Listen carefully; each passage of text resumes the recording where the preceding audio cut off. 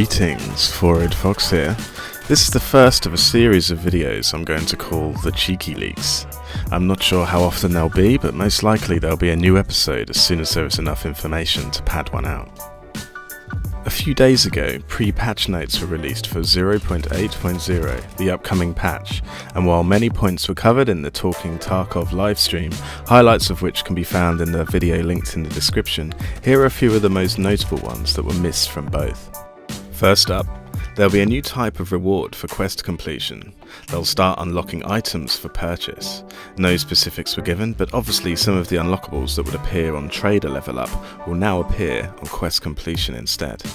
Hopefully they have the balance right here, as otherwise high value trade items like IFAKs might be unlocked far too soon, for example.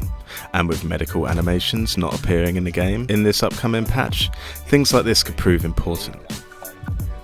We will now be able to trade items with dog tags as a barter item. And with dog tag prices plummeting across recent hotfixes, those low-level dog tags will now be worth more than they would in rubles. A new type of tactical vest with insertable armor plates will also be available. While no details were given, if I were to guess, I think they would match one of the new helmets announced to this new vest. Worn by the Russian army currently, the 6B47 combat helmets and 6B45 body armor would be a logical choice to develop for the game at the same time. Helmet damage mechanics will also be improved.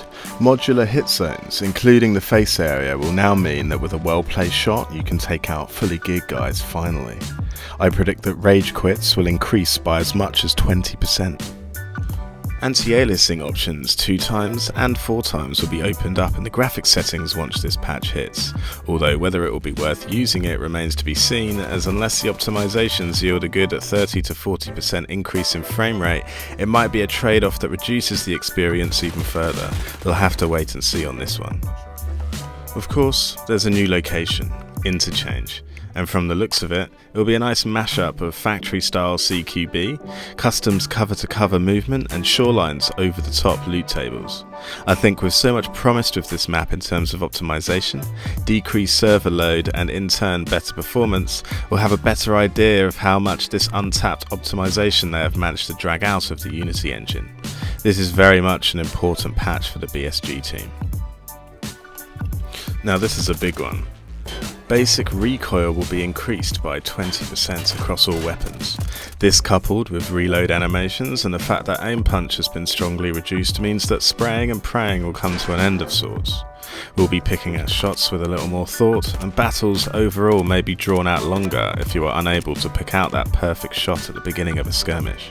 I predict that the game will be a lot more tactical the more hardcore features they include, so it'll be interesting to see what happens.